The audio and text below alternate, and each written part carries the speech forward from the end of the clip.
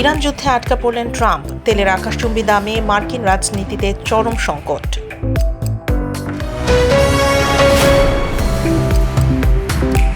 ইরানের পাশে দাঁড়ালো রাশিয়া। মার্কিন নৌ অবরোধ রুখে দেওয়ার হুঁশিয়ারি পুতিন প্রশাসনের।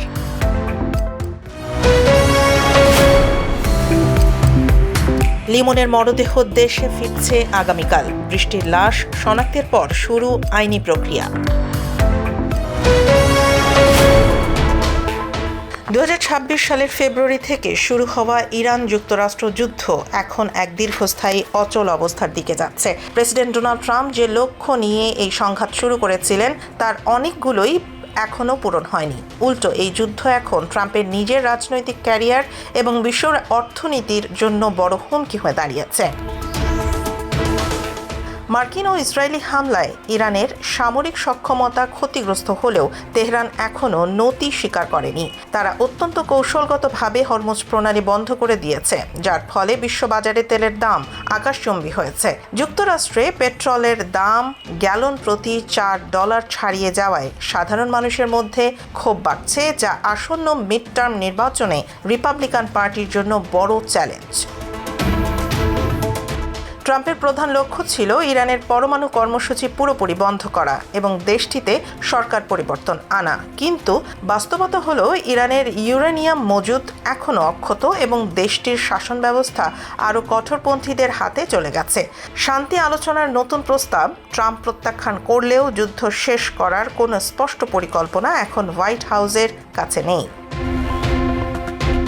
বিশ্লেষকরা সতর্ক করছেন যে এই যুদ্ধ একটি ফ্রোজেন কনফ্লিক্ট বা স্থবির সংঘাতে রূপ নিতে পারে। ইউরোপীয় মিত্রদের সাথে আমেরিকার দূরত্ব বাড়ছে এবং ইরান বুঝতে পেরেছে যে তারা দুর্বল অবস্থায় থেকেও বিশ্ব জ্বালানি সরবরাহ নিয়ন্ত্রণ করতে পারে। ট্রাম্প কি পারবে এই যুদ্ধের একটি সম্মানজনক সমাপ্তি ঘটাতে, নাকি এটি তার প্রেসিডেন্সির সবচেয়ে বড় ব্যর্থতা হিসেবে ইতিহাসে লেখা থাকবে? এই যুদ্ধের ফলাফল শুধু মধ্যপ্রাচ্য নয়, বরং পুরো বিশ্বের ভূ রাজনীতি বদলে দিতে পারে।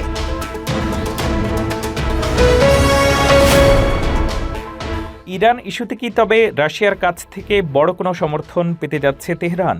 সম্প্রতি ইরানের পররাষ্ট্রমন্ত্রী আব্বাস আরাঘচির মস্কো সফরের পর যুক্তরাষ্ট্র ও ইসরায়েলের সাথে চলমান উত্তেজনায় রাশিয়ার অবস্থান নতুন করে আলোচনার জন্ম দিয়েছে। মধ্যপ্রাচ্যের এই রণক্ষেত্রে ক্রেমলিন আসলে কার পক্ষে তা নিয়ে চলছে চুলচেরা বিশ্লেষণ। মস্কো স্পষ্ট করে জানিয়েছে তারা ইরান ইস্যুতে কোনো সামরিক সমাধান চায় না। রাশিয়ার মতে মধ্যপ্রাচ্যে সংঘাত দীর্ঘ হলে তা কেবল মানবিক সংকটই তৈরি করবে না, বরং বৈশ্বিক অর্থনীতিতেও ভয়াবহ প্রভাব ফেলবে। বিশেষ করে জাতিসংঘ নিরাপত্তা পরিষদের অনুমোদন ছাড়া ইরানের উপর কোনো একতরফা নিষেধাজ্ঞা বা সামরিক পদক্ষেপকে সমর্থন না করার ঘোষণা দিয়েছে পুতিন প্রশাসন। এমনকি ইরানের উপরে নৌ অবরোধের সৃষ্টির যে কোনো প্রচেষ্টায় বাধা দেবে মস্কো। তবে রাশিয়া সরাসরি সামরিক সংঘাত এড়াতে চায়। কৌশলগত কারণে তারা মধ্যপ্রাচ্যের অন্যান্য শক্তিশালী দেশগুলোর সাথেও ভারসাম্যপূর্ণ সম্পর্ক বজায় রাখতে আগ্রহী। বিশ্লেষকরা বলছেন এই মুহূর্তে যুক্তরাষ্ট্র ও ইসরায়েলও বড় কোনো আন্তর্জাতিক সমর্থন পেতে ব্যর্থ হয়েছে। ইউরোপের অনেক দেশ এবং চীন সরাসরি যুদ্ধের বিরোধিতা করায় তেহরান একে নিজেদের কৌশলগত জয় হিসেবে দেখছে। রাশিয়া কূটনৈতিক সমাধানের উপরে জোর দিলেও ইরানের জন্য আসল চ্যালেঞ্জ এখনও যুদ্ধ নয়, বরং ভঙ্গুর অর্থনীতি। দীর্ঘমেয়াদী নিষেধাজ্ঞা আর অস্থিরতা দেশটির অভ্যন্তরীণ পরিস্থিতিকে জটিল করে তুলছে। ইরান রাশিয়া এই নতুন সমীকরণ কি মধ্যপ্রাচ্যের যুদ্ধের দামামা থামাতে পারবে? আপনাদের মতামত কমেন্টে জানান। পাসপোর্টে সিল মারার দিন কি তবে শেষ? ইউরোপের বিমানবন্দরগুলোতে শুরু হয়েছে এক বিশাল পরিবর্তন। এখন থেকে প্রথাগত পাসপোর্ট স্ট্যাম্পের বদলে জায়গা করে নিচ্ছে সম্পূর্ণ ডিজিটাল এন্ট্রি এক্সিট সিস্টেম বা ইইএস। বিশেষ করে ব্রাজিলীয় নাগরিকদের জন্য এই নতুন নিয়ম এক বড় পরিবর্তনের বার্তা নিয়ে এসেছে। গত 10 এপ্রিল থেকে শুরু হওয়া এই সিস্টেমটি মে মাসের শুরু থেকে ব্যাপকভাবে কার্যকর করা হচ্ছে। নতুন নিয়ম অনুযায়ী ভিসামুক্ত ভ্রমণের সুবিধা থাকলেও ব্রাজিলীয় পাসপোর্টধারীদের যাত্রার অন্তত ৭২ ঘন্টা আগে অফিসিয়াল ইইউ ট্রাভেল অ্যাপের মাধ্যমে প্রাক নিবন্ধন করতে হবে। নিবন্ধনের পর প্রাপ্ত কিউআর কোডটি বিমানবন্দরে দেখাতে হবে এবং সেখানে আঙ্গুলের ছাপ ও ফেসিয়াল রিকগনিশন বা চেহারা শনাক্তকরণ প্রক্রিয়ার মধ্য দিয়ে যেতে হবে। ভ্রমণ সংস্থাগুলো একে একটি গেম চেঞ্জার হিসেবে বর্ণনা করছে। যেখানে আগে ইমিগ্রেশন পার হতে 15 মিনিটের বেশি সময় লাগত, সেখানে এখন মাত্র 2 মিনিটেই কাজ শেষ হচ্ছে। তবে সাবধান, কিউআর কোড না থাকলে অনেক লো কস্ট এয়ারলাইন্স আপনাকে বিমানে উঠতে বাধা দিতে পারে অথবা বিমানবন্দরে দীর্ঘ তল্লাশির মুখে পড়তে হতে পারে। ইউরোপীয় কমিশন জানিয়েছে এই ইইএস ব্যবস্থাটি মূলত 2026 সালের শেষের দিকে চালু হতে যাওয়া ইটিআস বা অর্থ প্রদানযোগ্য ভ্রমণ অনুমোদনের একটি প্রাথমিক ধাপ। শুধু ইউরোপ নয়, ব্রাজিল নিজেও তাদের পর্যটন খাতকে ডিজিটালাইজ করছে এবং রিও ডি জেনেরিও বিমানবন্দরে বায়োমেট্রিক বোর্ডিং গেট স্থাপনের পরিকল্পনা করছে। কাগজবিহীন ভ্রমণের এই নতুন যুগে প্রবেশের জন্য আপনি কি প্রস্তুত? ইউরোপ ভ্রমণের আগে অবশ্যই আপনার কিউআর কোড নিশ্চিত করুন। ইতালির তুস্কানি বা রোমের ঐতিহাসিক রাস্তায় বসে ল্যাপটপে কাজ করার স্বপ্ন দেখছেন? আপনার সেই স্বপ্নকে বাস্তবে রূপ দিতে ইতালি নিয়ে এসেছে ডিজিটাল নোম্যাড ভিসা। যারা নিজ দেশের বাইরে থেকে রিমোটলি কাজ করেন তাদের জন্য এটি ইতালিতে বৈধভাবে বসবাসের এক সুবর্ণ সুযোগ। তবে এই স্বপ্ন পূরণ করতে হলে আপনাকে পাড়ি দিতে হবে কিছু আমলাতান্ত্রিক ধাপ। ডিজিটাল নোম্যাড ভিসার সবচেয়ে বড় সুবিধা হলো এর জন্য আপনাকে কোনো ইতালীয় কোম্পানির অধীনে কাজ করতে হবে না। আপনি আপনার বর্তমান চাকরি বা বিদেশের ক্লায়েন্টদের সাথে কাজ করেই ইতালিতে থাকতে পারবেন। তবে আবেদনের জন্য আপনার পাসপোর্ট অন্তত 1 বছরের মেয়াদি হতে হবে এবং গত 12 মাসের আয়ের প্রমাণ বা ব্যাংক স্টেটমেন্ট দেখাতে হবে। এছাড়াও আপনাকে ইতালিতে অন্তত 12 মাসের একটি আবাসন বা রেন্টাল কন্ট্রাক্ট এবং হেলথ ইন্স্যুরেন্স নিশ্চিত করতে হবে। একবার ভিসা অনুমোদন হয়ে গেলে আপনাকে 90 দিনের মধ্যে ইতালিতে প্রবেশ করতে হবে। ইতালিতে পৌঁছানোর পর স্থানীয় কমিউন বা টাউন হলে গিয়ে আপনার বসবাসের নিবন্ধন বা রেজিস্ট্রেশন সম্পন্ন করা বাধ্যতামূলক। ইতালি তার আমলাতান্ত্রিক জটিলতার জন্য পরিচিত, তাই প্রতিটি নথিপত্র সঠিকভাবে প্রস্তুত করা জরুরি। মনে রাখবেন, ইতালিতে বসবাসের সাথে সাথে আপনার কর বা ট্যাক্স সংক্রান্ত বাধ্যবাধকতাগুলো বুঝে নিতে হবে। যারা পাকাপাকিভাবে সেখানে থাকতে চান তাদের জন্য ইতালীয় ভাষা শেখা এবং স্থানীয় সংস্কৃতির সাথে মিশে যাওয়া অত্যন্ত জরুরি। পড়াশোনা হোক বা কাজ, ইতালির নতুন নিয়মগুলো আপনার জীবনকে সহজ বা কঠিন দুই করতে পারে। তাই সঠিক তথ্য জেনে আগেভাগেই প্রস্তুতি নিন।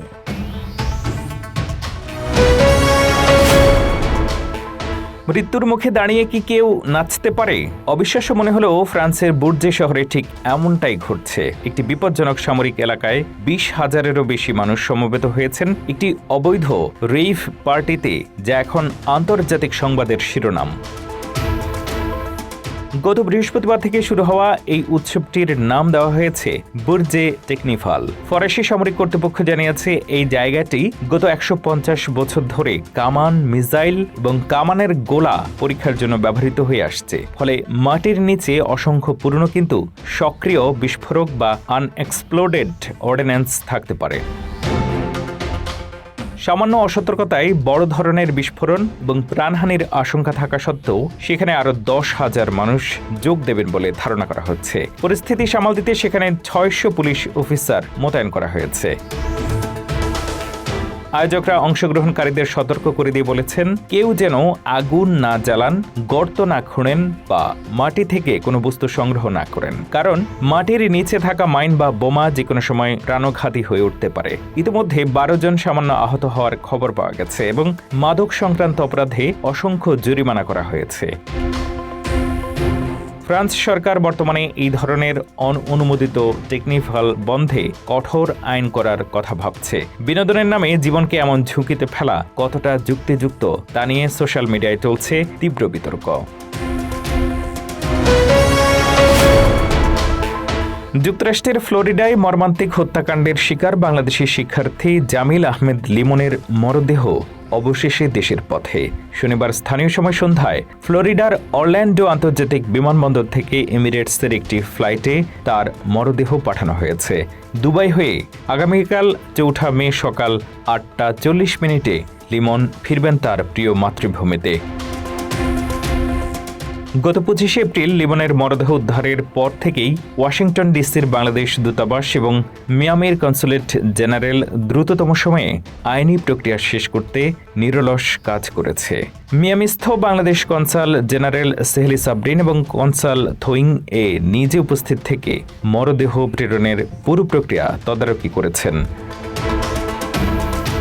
গত বৃহস্পতিবার টাম্পার ইস্তাবা ইসলামিক সোসাইটি মসজিদে লিমনের জানাজায় প্রবাসী বাংলাদেশি ও তার সহপাঠীরা অংশ নিয়ে কান্নায় ভেঙে পড়েন। এদিকে একই ঘটনায় নিখোঁজ থাকা অপর বাংলাদেশি শিক্ষার্থী নাহিদা সুলতানা বৃষ্টির মৃত্যুর খবরও নিশ্চিত করেছে হিলসবোরো কাউন্টির শেরিফ অফিস। 1 মে বৃষ্টির মরদেহ শনাক্ত হওয়ার পর এখন তাকেও দ্রুত দেশে পাঠানোর তোড়জোড় চলছে।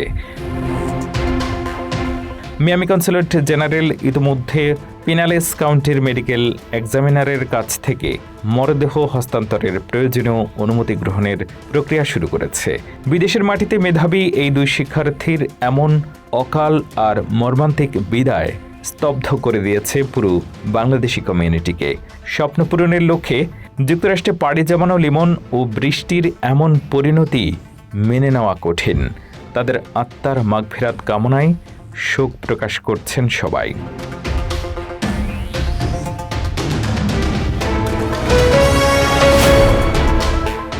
বর্তমানে মধ্যপ্রাচ্যের দেশগুলোর মধ্যে কাতার পেশাদারদের জন্য অন্যতম আকর্ষণীয় গন্তব্য। করমুক্ত উচ্চ বেতন, বিশ্বমানের অবকাঠামো এবং নিরাপদ জীবনযাপনের সুযোগ নিয়ে কাতার হয়ে উঠছে আন্তর্জাতিক ট্যালেন্টদের স্বর্গরাজ্য। আপনি কি জানেন 2030 সালের মধ্যে কাতার তাদের মোট জনশক্তির 46% দক্ষ কর্মী হিসেবে নিয়োগ দেওয়ার লক্ষ্য নির্ধারণ করেছে? কাতারে কাজ করার সবচেয়ে বড় সুবিধা হলো এর ট্যাক্স ফ্রি ইনকাম। এখানে আপনি যা আয় করবেন তার পুরোটাই সঞ্চয় করতে পারবেন। এছাড়াও অধিকাংশ কোম্পানি আবাসন, পরিবহন, চিকিৎসা বীমা এবং বার্ষিক বিমান টিকিট প্রদান করে। বর্তমানে কাতার আইটি, ইঞ্জিনিয়ারিং, নির্মাণ, স্বাস্থ্যসেবা এবং ফিন্যান্স খাতে দক্ষ কর্মীর ব্যাপক চাহিদা রয়েছে। কাতারে যাওয়ার জন্য সাধারণ এমপ্লয়মেন্ট ভিসা ছাড়াও রয়েছে বিজনেস ভিসা এবং স্বল্পমেয়াদী কাজের জন্য টেম্পোরারি ওয়ার্ক ভিসা। যারা পরিবার নিয়ে থাকতে চান তাদের জন্য রয়েছে ফ্যামিলি রেসিডেন্স ভিসা। মনে রাখবেন, কাতারে পৌঁছানোর পর মেডিকেল টেস্ট এবং কাতার আইডি বা QID সম্পন্ন করা বাধ্যতামূলক, যা আপনার বৈধ রেসিডেন্স পারমিট হিসেবে কাজ করবে। কাতার ন্যাশনাল ভিশন 2030 এর অধীনে দেশটির উৎপাদন খাতে প্রায় 20,000 নতুন পদ তৈরি হচ্ছে। এছাড়া ভারত ও কাতারের কৌশলগত সম্পর্কের কারণে আইটি এবং এনার্জি সেক্টরে দক্ষিণ এশীয় কর্মীদের জন্য দ্বার আরও উন্মুক্ত হয়েছে। বছরে একজন দক্ষ পেশাদার প্রায় 60,000 থেকে 2,40,000 কাতারি রিয়াল পর্যন্ত আয় করতে পারেন। আপনি যদি একজন দক্ষ পেশাদার হন এবং একটি নিরাপদ ও সমৃদ্ধ ভবিষ্যৎ গড়তে চান, তবে কাতার হতে পারে আপনার পরবর্তী গন্তব্য। আজই সঠিক পরিকল্পনা শুরু করুন এবং আপনার স্বপ্নের ক্যারিয়ারের দিকে এক ধাপ এগিয়ে যান।